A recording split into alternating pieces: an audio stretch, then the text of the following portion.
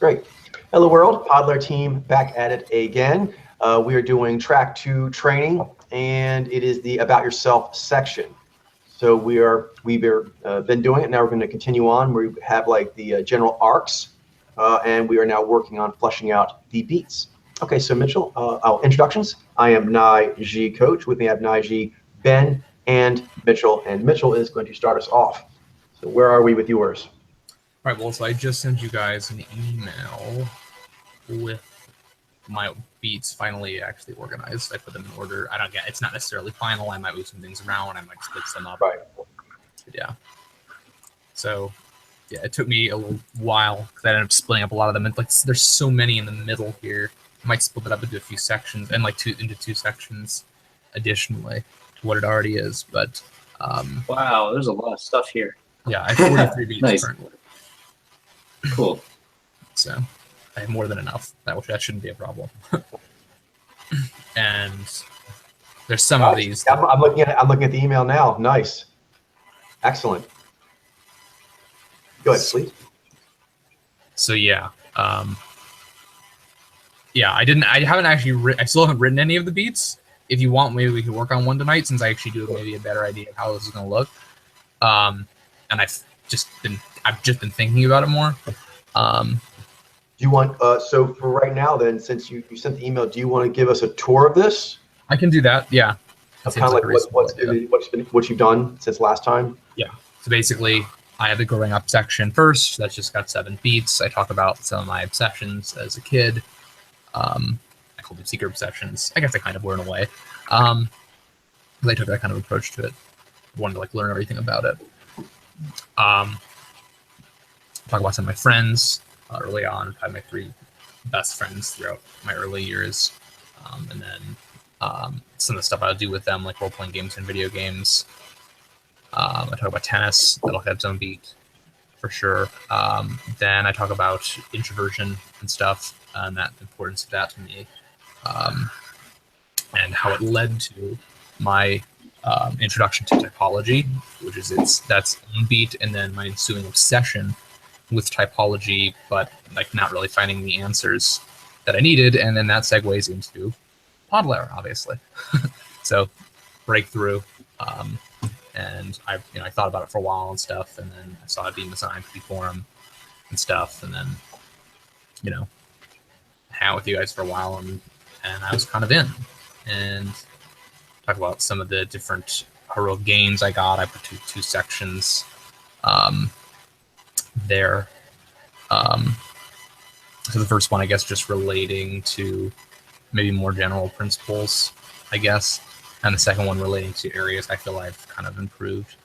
And then some of my heroic challenges that I'm still working on, and some of my heroic contributions. So then I get into my intellectual journeys. This is the trickiest part because there's just a lot of big ideas here, and it's very hard to decide how I want to break this down. I think this section's like a little too big. What? I was saying that, yeah, in this case, I think you have a lot of latitude in how you want to come about it. Yeah. So the other thing that you mentioned, and I obviously want to make sure in this section, because this could get very flighty, is I have to relate to me. But and that might be crucial in actually finding what order you want to do them in, because on their own, perhaps an order is not as relevant. Yeah. So that's what I've been sort of weighing. So I started with physics because that was really probably the first thing that interested me. Was interested in it maybe throughout most of my later high school years. I started reading. And real quick here, since this area is one that you're feeling out a bit, by all means, I would recommend having the document open. And if you want to pause to kind of like say what you're saying on them, that might be helpful for you in the future. Sorry, what does that mean? Pause? Being able to revise or edit, add to your outline as you're talking now, because I think you're actually coming up with, like right now, you're kind of saying the reason I put physics first. Is that in there? The reason you put physics first? No, you know what? I don't even have a document with this stuff in. I'll have to copy it. I just wrote it right in the email. But I do have a sheet, so I can write it down in here. Okay, that's fine. Or you can just put a list into a text document and actually just simply say things like physics because it was the first something. I was thinking that though. That's why I put physics first, because it was chronologically, that's kind of where I really started. As far as like being a seeker, as I was really before Baudelaire and stuff, and that's what I thought I wanted to do. I thought I wanted to be a physicist. I couldn't think of a more purposeful life. I think physics is like one of the just classically most prestigious sort of intellectual fields in generally seen as, whether it's true or not. I don't necessarily even think it is anymore, but physics is awesome. I think it has a lot of things in its favor, such Yeah. it tends to have cleaner lines on correct or incorrect. Yeah. And if it's correct, it helps everyone. But the big physics geniuses are like, those are the people that like those generally get seen as like a really big deal. So it interested me, and I was into Einstein and Stephen Hawking and stuff. And I read all their books, and I was taking advanced classes and stuff. And I would research physics in my spare time. But I ended up, and also as a part of that, because a lot of physicists advocate this view of like the new atheists. So I kind of got into that as well around that time, around my later high school years, of Dawkins, Hitchens, Dennett, and Harris, and those guys. And that was fun for a while.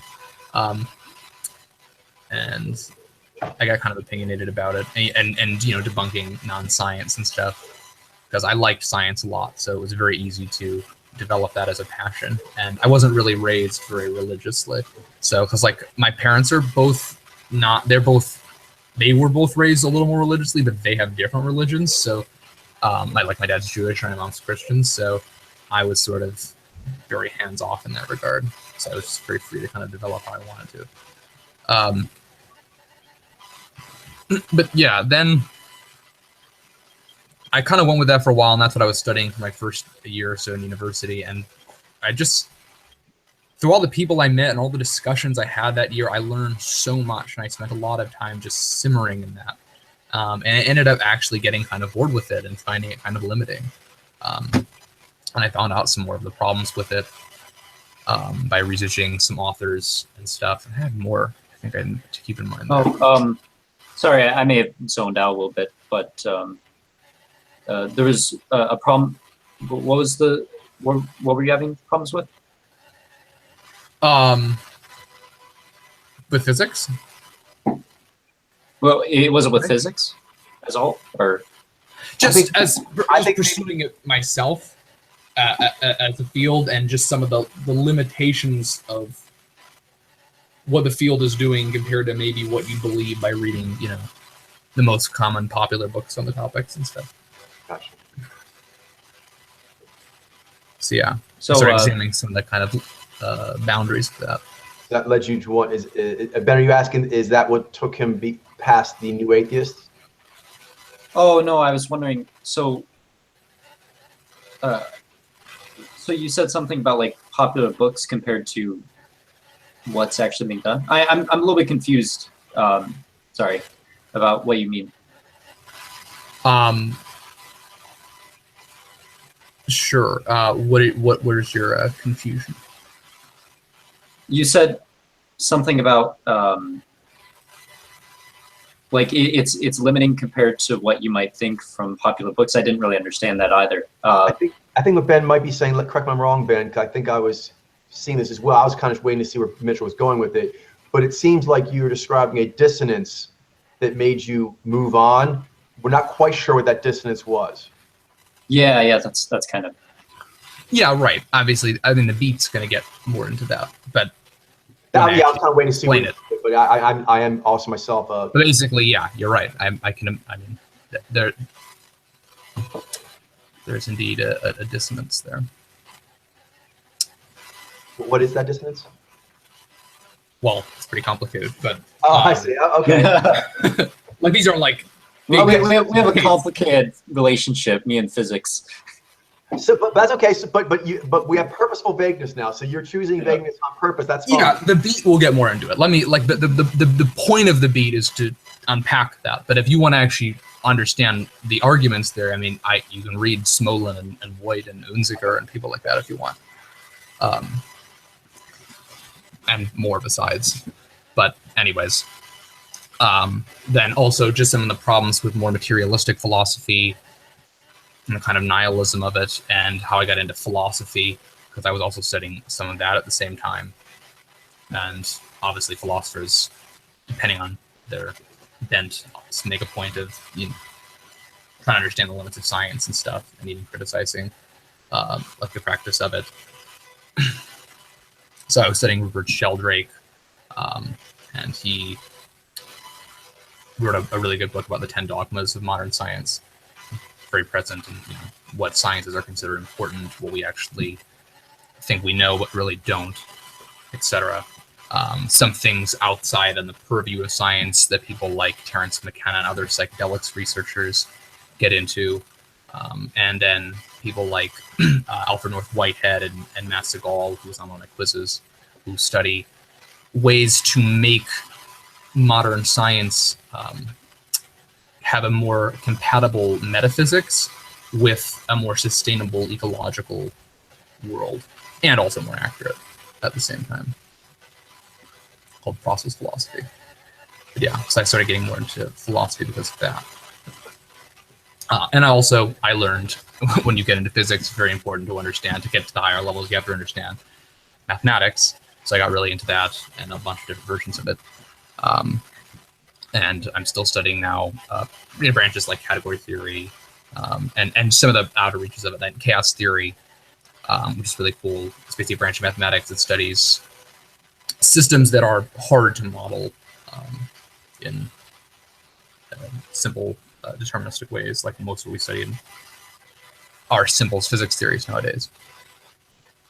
And I studied from a person named Mike Hockney in a group called the Illuminists, who have this like mathematical theory of everything with physics and everything. And he explains things really well, although his perspective's a little bit shrill, but nonetheless, I got value from it. And some of the limitations of our foremost logical theories as well, which I think just get into some important insights into how logic and mathematics relate to reality, which is important to me. And so some other things I explored were just some of the... If you don't mind me just jumping in a touchstone there, I'm following all that. You said it was important to you. You just reached me, but since you said it there, I'm curious, do you think you could maybe say why that's important to you? Yes. Well, for one, I think because reality and things in it have like a logical structure and a way to them, understanding the nature of that connection helps people to actually make the best decisions they can and to actually know what they're doing. So that's kind of like a logical purity upgrade, but I noticed that you connected it to a sort of humanistic, interpersonal, tribal bonus. Yeah. That is kind of my take on it. Is that the subject is a logical one, but it has humanistic implications. I mean, you're getting into how it relates to the world and how we should actually apply it. Nice. Yeah, that's correct. I was working on the collage all today. Not doing reading. I was doing picture grabbing to improve stuff. And while I was doing it, I was listening to YouTube all day. Injustice 2 reviews. I'm so pumped. Oh yeah, I'm ready. Party time. All right, please continue, Mitchell. Little geek out time there. Go ahead.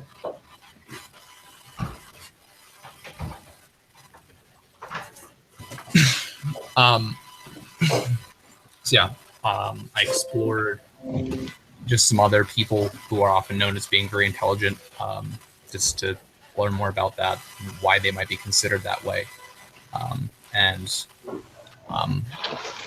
One of the things I came across, and it relates to an insight that I'll talk about later, it's that a lot of these people who have like these enormous intellectual gifts and academic achievements often either disfigured in some way, or there's like and more importantly, there's like an enormous disconnect between their way of life and the general ongoings of the world. It seems important to me to kind of bridge that gap. That's cool. I definitely feel that.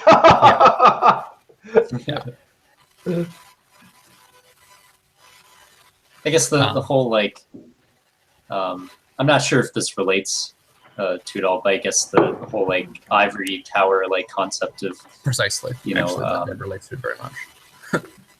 yeah. I mean, like, because like I mean, this is they do very important research and very important work, but there's often people talk a lot about how like there's a different a huge disconnect between like the academics and the laymen, and Well, arguably, well, good. And there's different reasons for that. It's not sometimes the laymen they I think normal people need to be more aware of like academic stuff, and academics kind of in general could probably become more there shouldn't be as much of a disconnect on their end either to what's going on with I guess the world, because like if you're doing like research at university, right, like you have so much knowledge, right, that could be used to do so many things that aren't necessarily going to be within the confines of university establishment, but it seems like those things are kind of kept separately.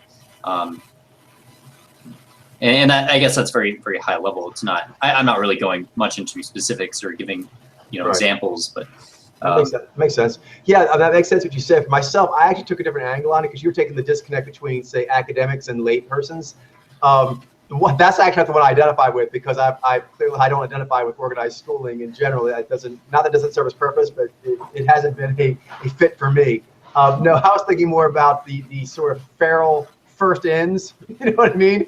And how translating what they're doing into what other people can work with on a more universal scale. Mm-hmm. But you're right, both those disconnects have to be bridged. Yeah, that's I interesting. Because are you talking about like when somebody first learns about and starts writing about something, that sort of defines how like or largely shapes how other people begin to learn that process. So it sort of creates a bubble of people who are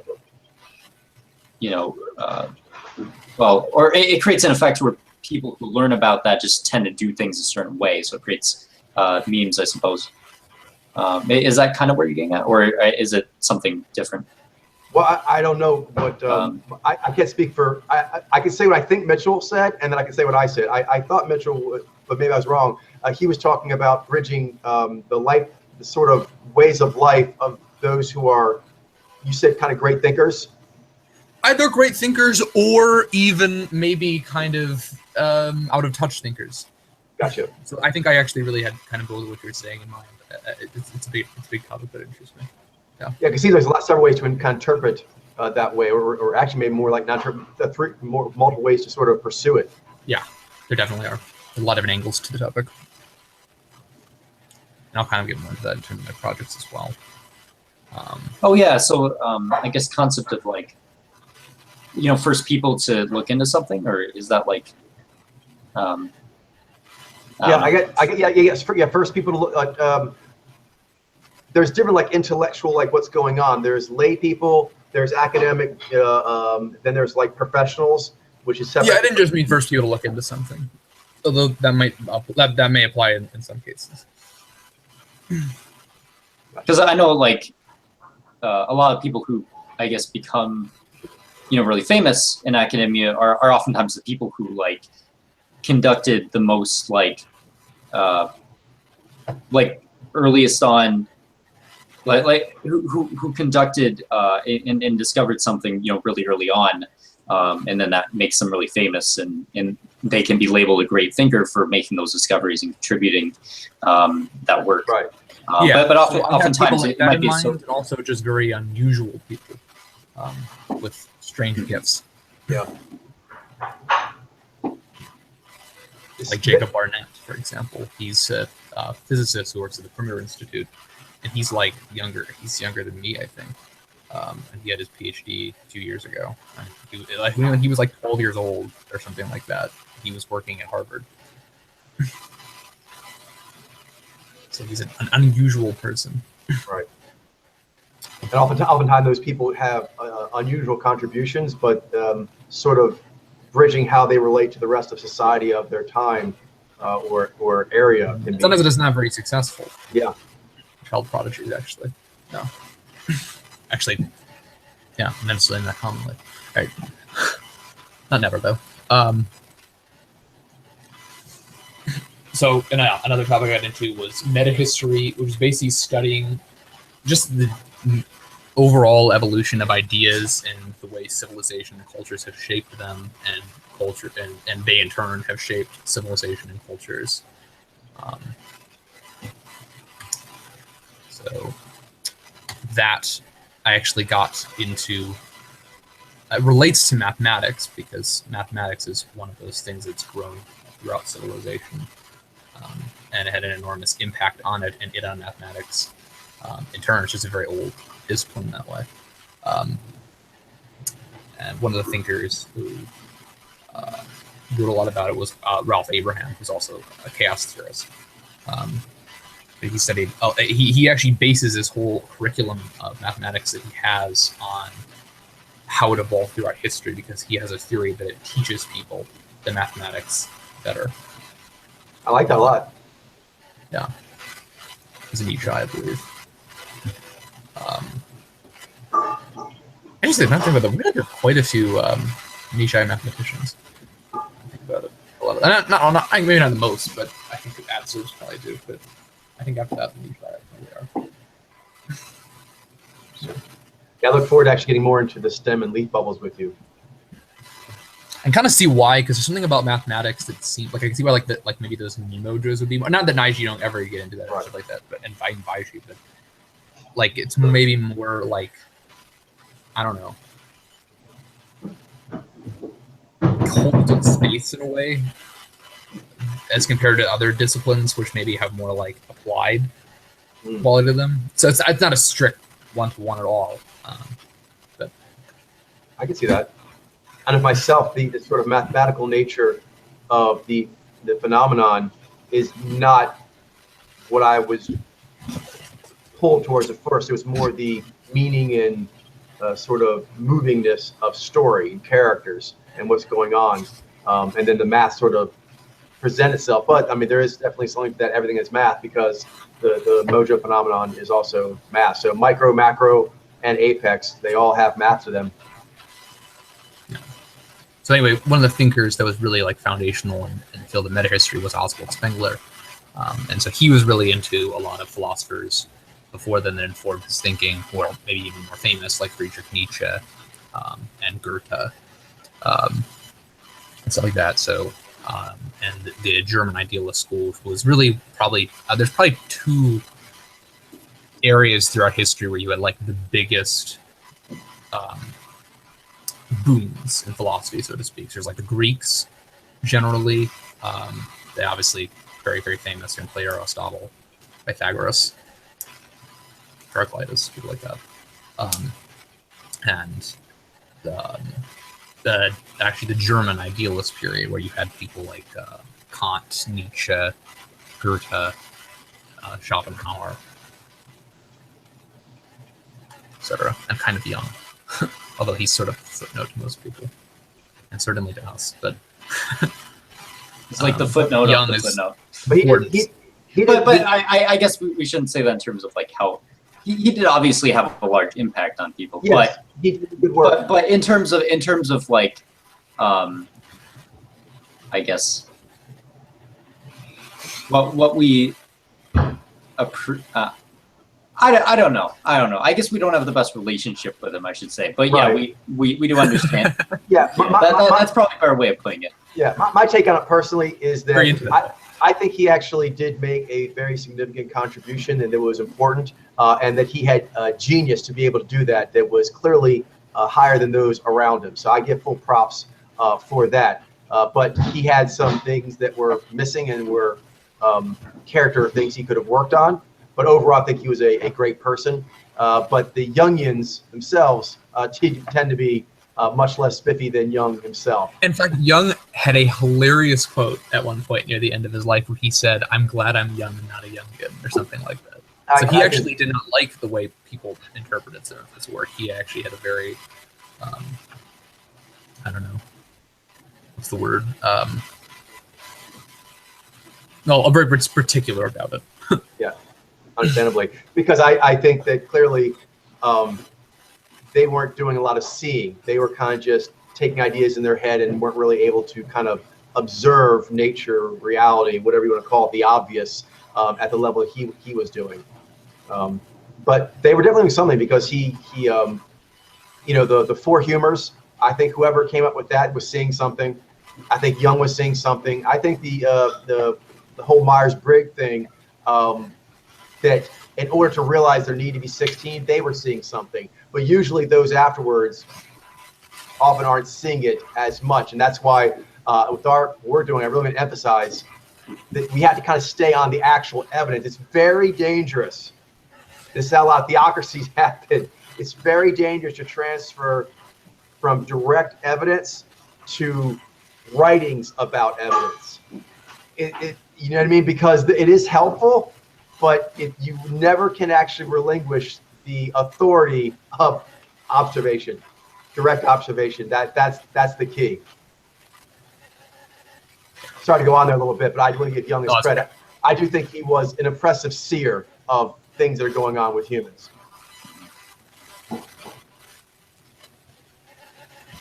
Yeah.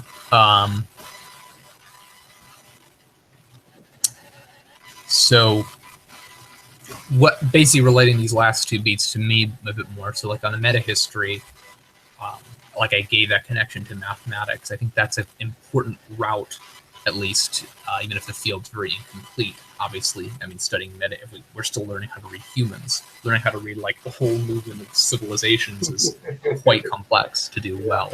But as far as actually knowing what's happening, but nonetheless, it's a very important lens as far as how we're going to help relate some of these more logically pure topics to human life and civilization.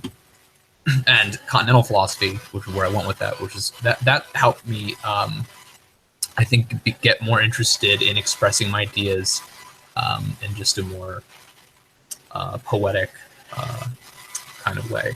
That's how those thinkers wrote. That's why the continental philosophers is something kind of unique to them. They were known to have a very they were just known as being very good writers. They had a very like poetic style to them, as opposed to like analytic philosophers nowadays, where that's usually the contrast is, who have more like technical skill, but accordingly they tend to be a little more ivory tower, as you say. But I get into that too. Anyway, then I studied some other thinkers, like Celia Green and Mencius Mollbug and stuff, and they have these very extreme views that cause you to they write in a deliberate way that causes you to question your assumptions and your lens and stuff like that, which is valuable to me, and I kind of took that into myself. I don't always even show it to the degree that I do it, but inside I like to really question not just obvious things, but even like the weaker points of my beliefs, which is a hard, very, very challenging thing for people to do, even if they think they are doing it. It takes a lot of discipline. So that was something I learned from them, although a lot of their views are actually quite extreme, but deliberately so. I'll go more into that. It's a little hard to explain without actually getting into the beat.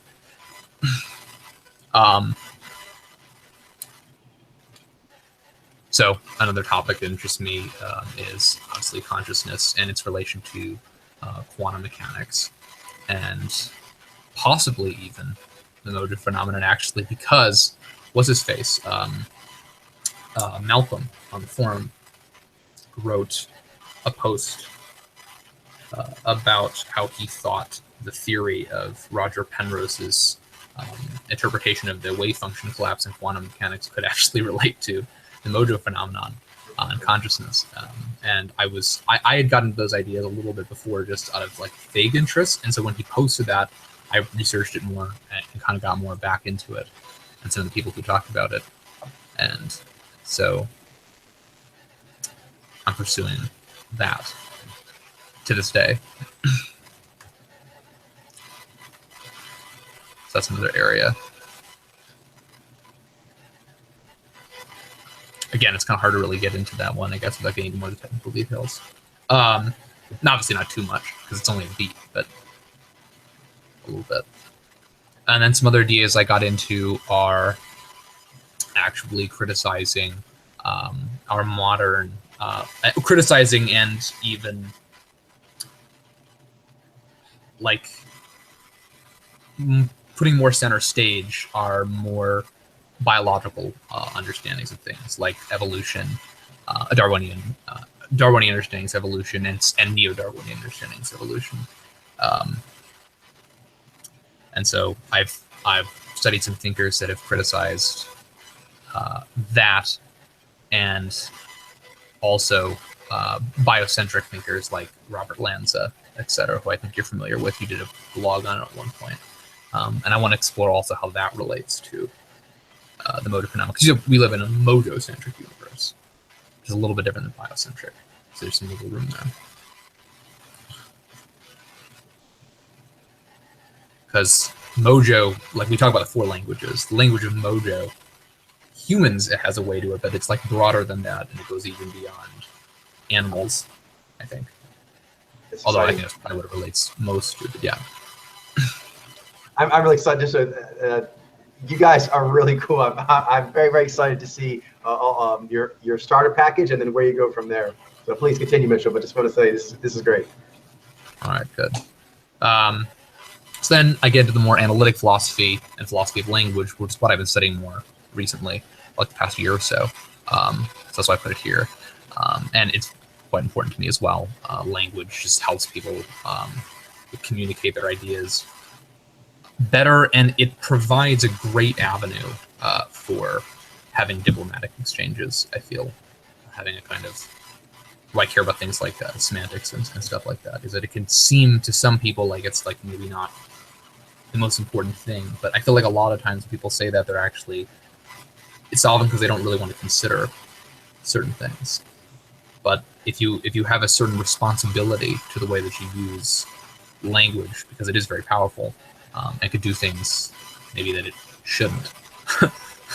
But obviously, I'm not saying that, I'm not like someone who thinks language needs to be used in a certain way or something like that. I've also used language poetically and artistically, etc. But either way, you should know what you're doing.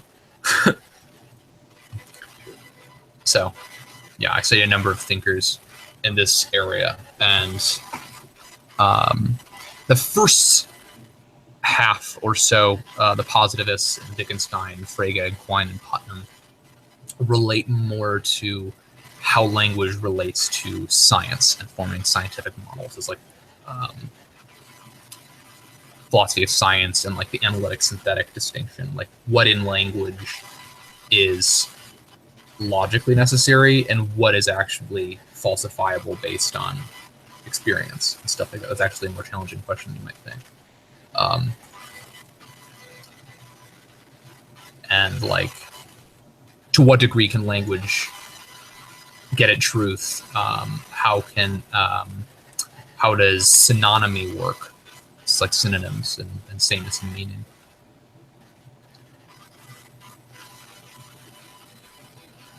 What does it mean to be true by language alone? Is there even such a thing? Gets into some of those kinds of questions. That's like a more scientific-ish aspect and more technical. And then the next one, people like Chomsky and Strawson and Grice get more into pragmatic uses of language and how it's used in conversation to imply things and stuff like that. And Grice developed a really cool theory around that, which I use all the time in my conversations, and it's been helpful to me.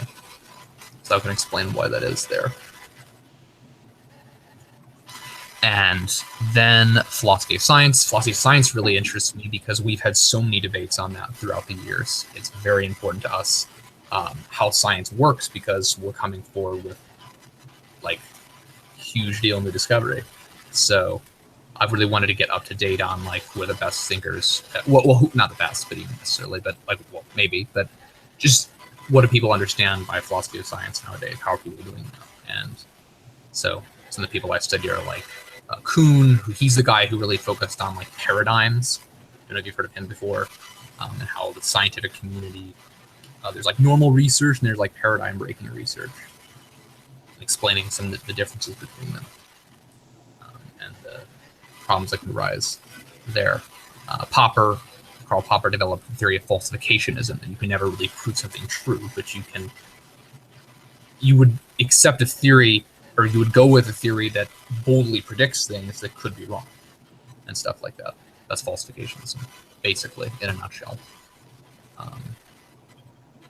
And then Quine and Putnam and people like that get more into how all of our scientific beliefs are mutually supportive in a way, and all relate to one another. It's called the Duhem-Quine thesis, which makes things a little more complicated.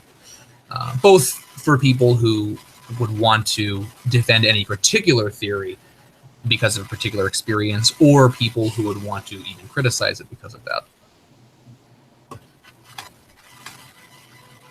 Yeah. So then I was going to do a beat. Like this is, I went through so many ideas and stuff. So I wanted to do one beat to kind of stop talking about like a specific thing for a second and just kind of collect my thoughts on what I've gone through a little bit. Because my views have changed a lot throughout all of that.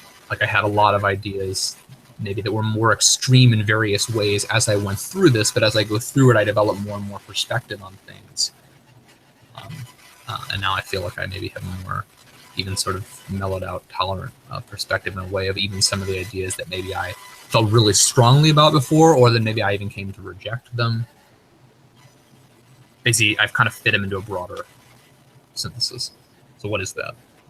And that gets into maybe like my procedure and politics and stuff like that, which is something to talk about. So yeah. So for me, basically, how do I make decisions? What do I give authority to? Obviously, logical consistency and the principles of efficient reason are very important to me. Your beliefs should be both logically sound and, more than that, which I didn't even actually get on the beat, maybe I should write this down. I was thinking about it earlier, is testing them logically, which is not even just like, oh, it seems good to me now, but actually what are finding out what the weak points are so that you can actually make them stronger and have beliefs that are most in line with natural law, which is a little bit different. I think a more proactive approach. And obviously I just believe very strongly in science, which gets more into evidence and stuff like that, and some like the language models and how it relates to how you test certain scientific hypotheses. I'm going to explain it more obviously in the feed when it gets to that, but yeah, that gets more into like evidence. So obviously the combination of those two things. That's maybe a more low SS index take, but maybe how I get some of the higher SS index stuff in there, as it relates to maybe like, 'cause I know we talk about like faith and feelings and stuff like that, that you mentioned those things. I don't think those are how I really make decisions most of the time, but at least as far as what I believe about. I'm sure you have some things that you're sort of like choosing to do one thing or the other, take one path in life or the other. You oftentimes don't know exactly what's gonna come, but you may speculate and feel like strongly that you should be going this direction because you feel like this is like what your purpose is. Yeah, if something feels better to me, I guess in that kind of circumstance. I might talk more about my feelings and stuff. I never read that testing. Logically testing. Stress test.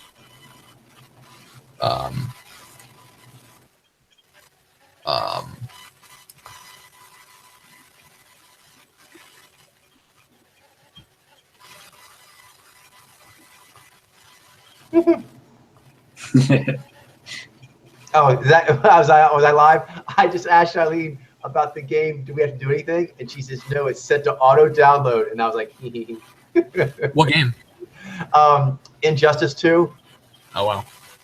Because we don't really play fight games, but we're on this mission that different video game genres, whether it's a first-person shooter, third-person, platformer, side-scroller, flight simulator, team sport game, racing game, fight game, they're different languages, and if you can play them, you can kind of use your synonymy in a different way. So our quest is to find a game of each genre that would be interesting enough to us to try and learn to play that way.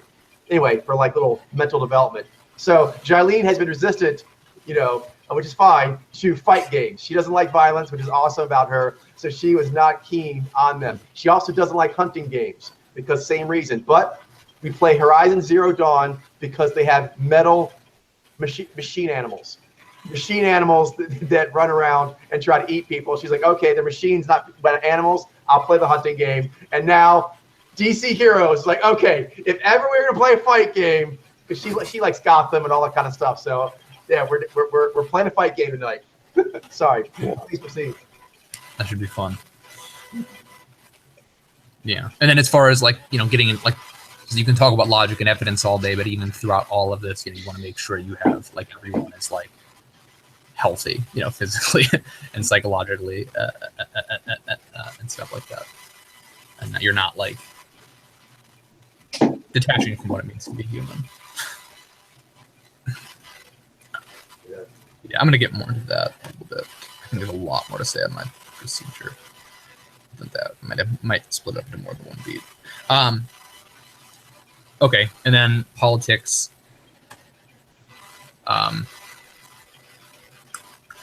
So the question really was what do you owe humanity versus what do you get to keep and stuff like that. There's you gave very extreme examples just in the outside just to kind of get an idea, objectivism or extreme liberalism or socialism or communism or something like that. And so I don't really fall, I think, much into an ideological camp there. I learned a lot from Chris Lincoln on this topic, and he has this game theoretic approach where it tries to balance basically all those factors of doing things for yourself and doing things for the greater good. I mean, obviously that sounds great, but obviously harder to make work in practice. I think it's probably the best way to do things. And just trying to kind of get the universe to higher states of consciousness and self organization so that it can actually do more for others based on what you've done for yourself and the power and health that you have. But there's a lot to say on that. So what I'm saying obviously sounds vague, I know. I got just there, and it's actually important to talk about. Yeah.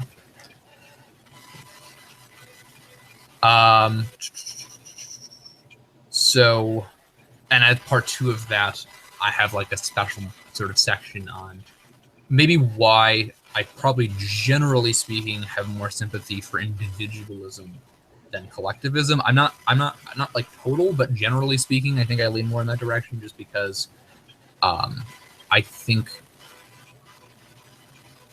that it's at least it's not totally one or the other, but a lot of the very collectivist theories in history, for example, based on these grand historical narratives, have been overly pretentious and have been very inhumane and have failed in a lot of ways, both in terms of just people's health and sanity, and even economically and stuff like that.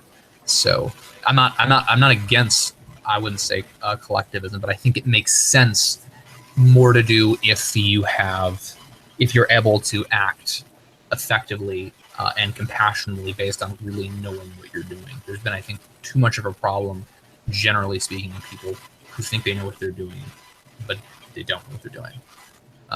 Yeah, it's kind of like that idea. I don't know. I mean, in a sense, collectivism can come from, well, I mean, and it does. It comes from individualism, but they really become inseparable after a point. Like you could come from a collectivist mindset and have a very compassionate, well, a very individualist understanding of how that works, or you can come more from like an individualist perspective and have a very collectivist understanding of how that works and how you're supposed to conduct yourself. Like some of the game, But it might, it's not. But I oftentimes feel like it's a little bit easier to understand it, at least maybe from my perspective. I mean, it might be different, depending on a person's background or their unique outlook on things. I find it easier to look at it, to start from an individualist perspective and then sort of branch my understanding to what that means as far as what I should be doing collectively, than to start with what I should be doing collectively and then talking about what I should be doing individually. I think that's natural. And that's the way, for example, social alchemy is set up, is that you learn about yourself and then those that are close to you alchemy-wise first, because it's most natively interesting. But it's understood that there is a full math and you should try to understand it. And then if you do understand it correctly, all the storylines get honored. Mm-hmm. So I think, yeah, but obviously we are individuals. So learning the individual part of the individual / collective math is probably going to be the way we have to go. Yeah, it's kind of like, and I think it does make sense, like, because you talked about, Mitchell, how like collectivist theories and ways of doing things have been more of a failure historically. That could be because because I guess in the equation, we don't really have the individualism worked out yet. So it seems like theories and models and ways of doing things that try to start from that perspective are having more success because we kind of sort of need to get a better understanding of that first before we're able to better understand what we should be doing collectively. Because collectively is a more, it's like a more complex formula because it assumes understanding of individualism. Like you need that in order to really do collectivism successfully. Well, you can technically say the same in reverse as well, that in order to actually understand individualism, you have to have, for example, to understand Naiji, even without getting into the rest of your alchemies, you kind of have to know about universal human design, how that works, in order to understand yourself. Mm-hmm. Although obviously how it relates to the rest of people, you can get to that a little later. But you'll need a little bit, at least in the beginning as well. So it does go both ways. But perspective-wise, it's more native to come from the individual because you are one. I think that's, yeah. So just some more principles on that. Yeah. That gets into some ideas of like why freedom of speech is so important. Yes. And comedy and stuff like that. Because if you have these too strong collectivist ideas, they can get very suppressive of individuals if they're not done well, and often they're not, or they often haven't been anyway. So I don't want to necessarily project in the future, but and it relates to another principle, just more generally, of like that you said this in a blog a while ago, and it was something like, I think it was one of the earliest blogs that you did, and you were talking about, would you rather like chase the good or not be stupid? And it's almost counterintuitive that in a way you actually want to get rid of the stupidity first. I think that's what you said, because if you don't, then that's like tainting everything that you do.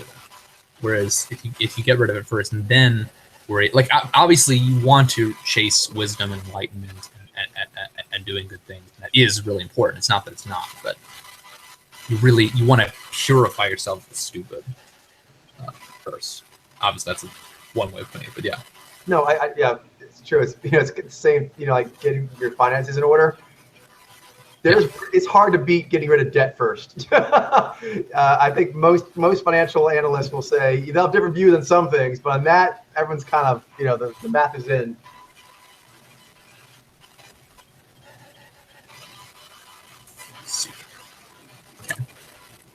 That's that. Yeah, Karl Popper talked about that too. He's actually the same guy who invented the falsificationism philosophy of science, but he also became, in the more later half of his life, critic of like a lot of social ideas. He's more of like a political philosopher too, and because he grew up during the time that like Nazism and stuff were happening, and he became very passionate about some of the dangers of that kind of collectivism based on these grand sweeping historical narratives. This is excellent, and I'm really enjoying the way you're saying it because it seems very natural. I'm getting a lot out of it. Do we want to perhaps pause at 32? We can do that.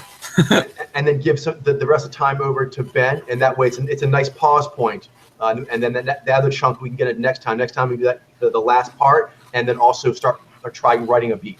Yeah, I'll try to write something then a little more so I can get into some of these ones that maybe you'd want to know more about, because there's quite a few of those.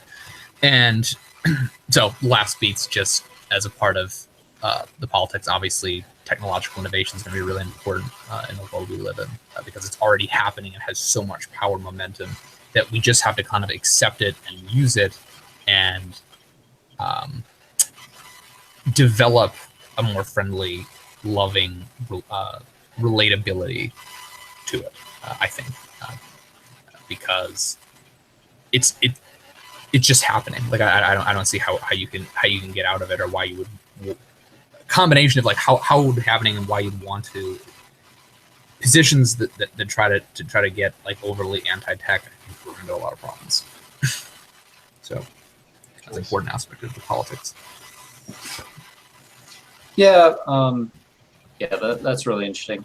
I do actually, more recently I've become to, I've started to better, I've moved a little bit more, like, because I used to like think that there was like, the people who were totally anti-tech, that there was like no merits to that argument that, I mean, this is the future, this is what we're doing. But then more recently I've started to actually move a little bit.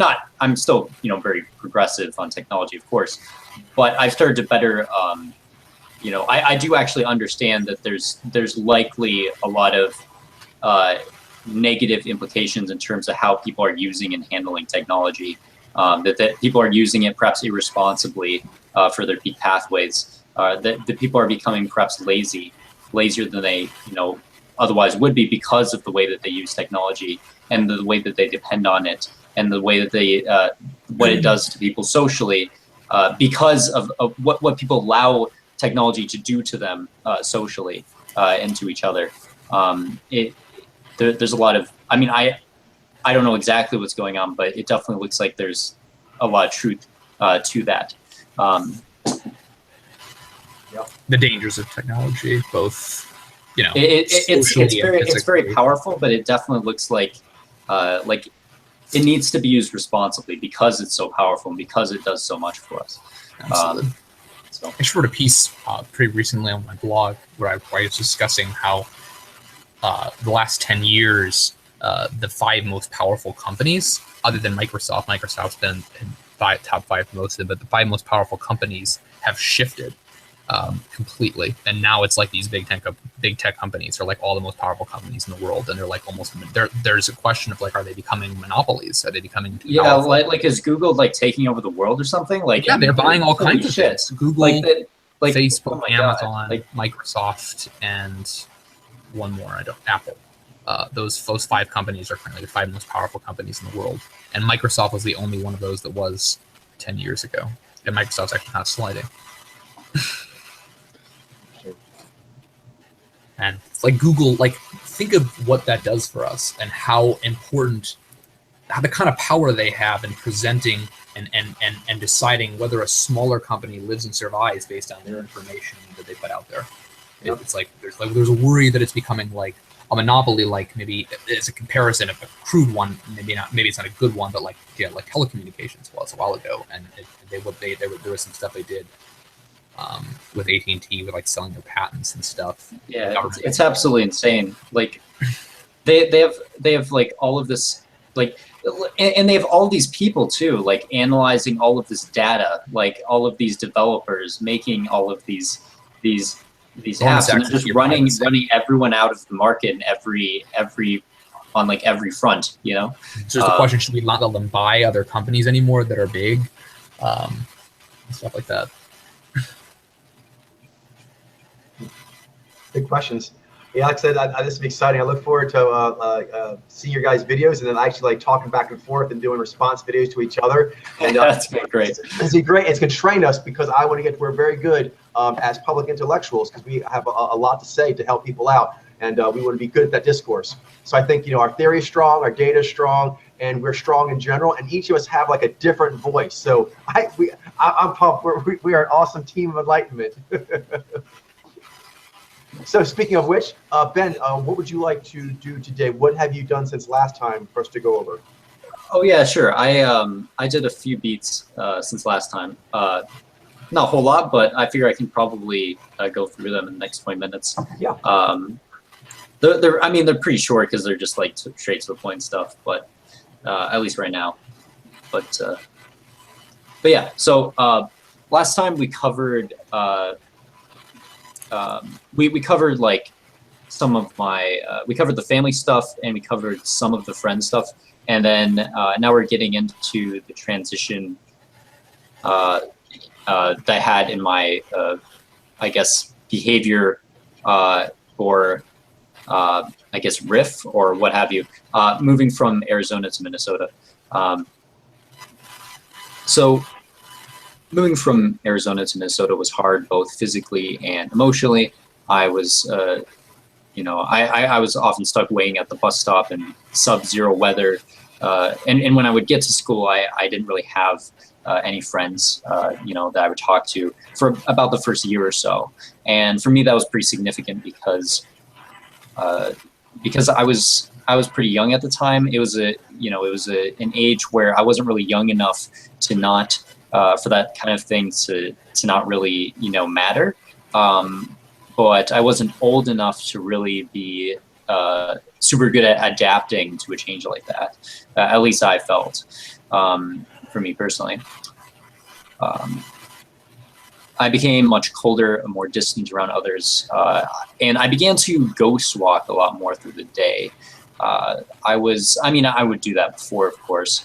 My memory's a bit foggy, but I'm pretty sure I was doing that regardless. But I would do that more, like, even when it came to just like social interaction. I often just I would just think, like, all day I would just think about what I was going to do when I would get home. I'm sure a lot of people relate to this. A lot of, kids were like this. But especially myself, like, I would just daydream all day about, about all sorts of stuff, but largely about what I was going to do when I would get home. And I just didn't really want to put in the effort to try to, meet and, talk to people.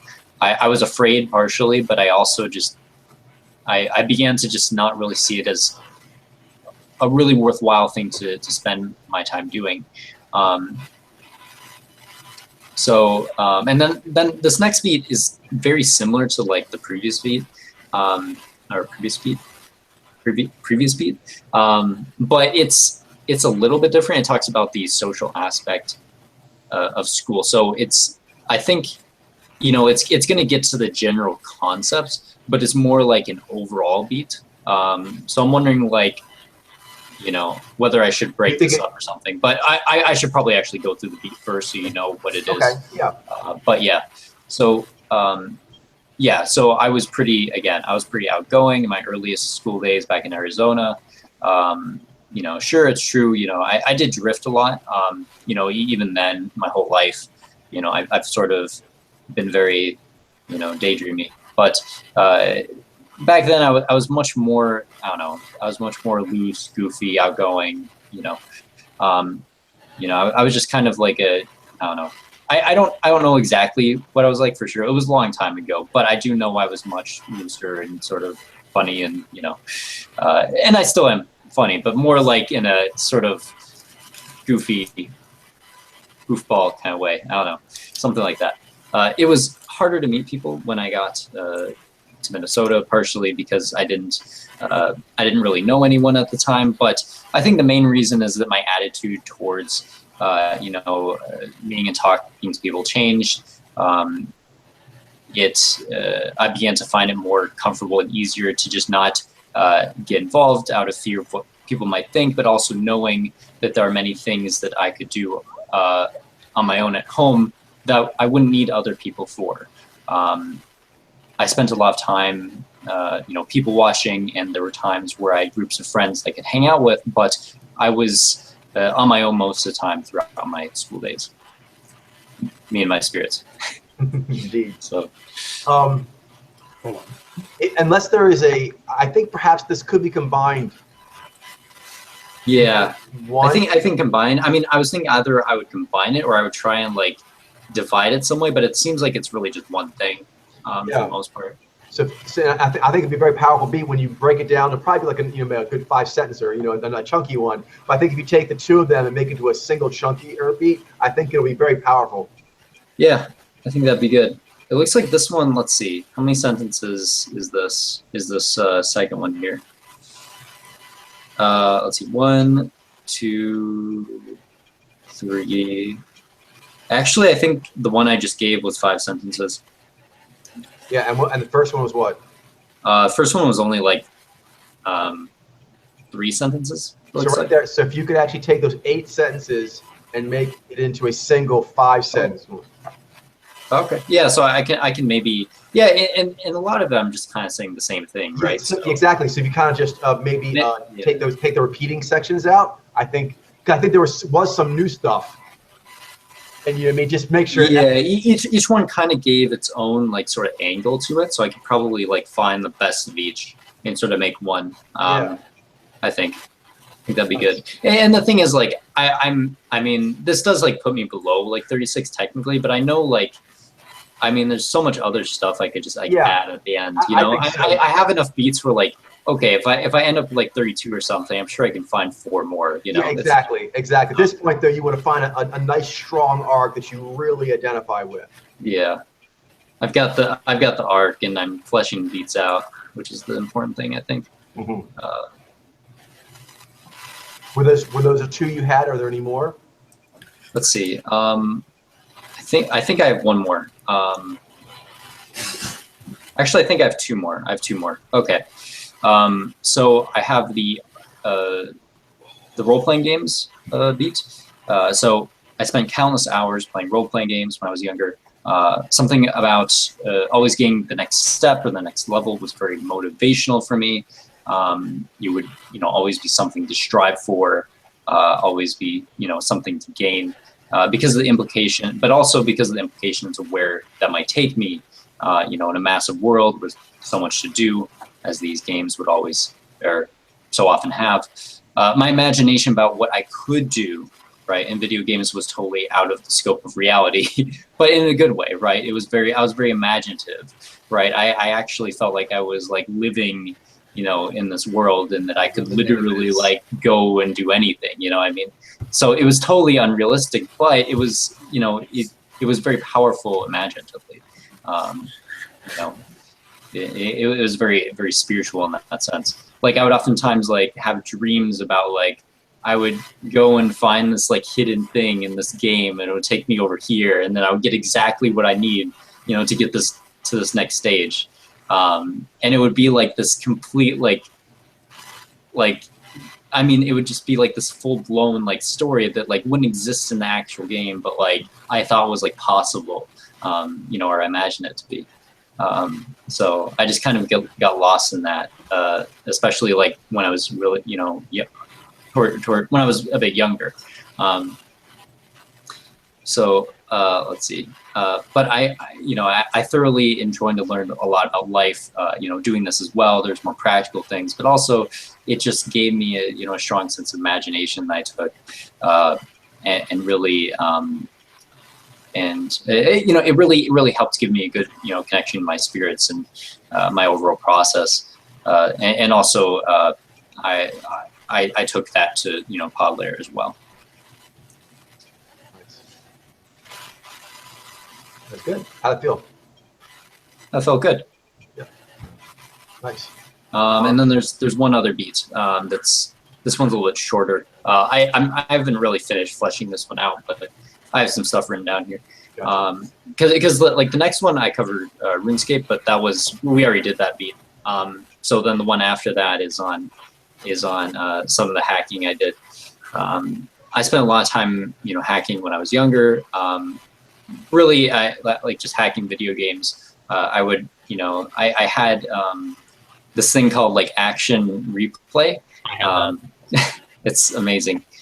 You can just, for any game you have, you can just like enter these cheat codes, and that just gives you like superpowers in any game that you have. Possibilities. It was it was so much fun to just play around with stuff, and like especially the just like finding like different like codes out there on the internet and then like putting them in there and then trying them out. I had a lot of fun doing that. I absolutely love to just like playfully experiment with the limitations like of video games, and enjoy finding a secret hole or a secret like entrance somewhere that the creators would never expect you to be able to find under normal circumstances. I had a lot of fun finding and making. I also had a lot of fun finding and making little games and levels out of unintended. Well, making, I guess not really making levels, making games out of unintended holes and avenues in the system. So what that means, I guess, is not really like making games, but like making a game out of like finding holes and so forth. But I also did make some levels. I hacked Super Mario World levels on the computer, and I had like this level editor, and I would like move around and modify all the sprites and like the landscape and the different blocks and all that stuff. And I would just make my own levels, and I also enjoy playing other people's levels as well. But yeah, that taught me a lot about programming, and as well as allowed me to flex my creative spirit. So Good. Yeah, I was going to ask about the personal connection. That makes sense. I got it now. yeah. Excellent. Okay, that was a great push for today. I think Jailene is eager to play the game. So unless there is anything else, I think we went through both you guys' stuff. Do you have anything else before we sign off? No, I think that's about it for me. Okay, so then on Thursday we'll do some more beats. We'll try to have some more fleshed out. We'll go over those. Same thing with you, Mitchell, and then we'll try to break some beats down together if there's time for that, which I think there will be. And before we do your beats, Mitchell, we'll actually finish your outline, last section of it. Yeah, sure. All right, excellent. Okay, guys, have a wonderful evening. Good stuff. All right. Good work. Have a good night, guys.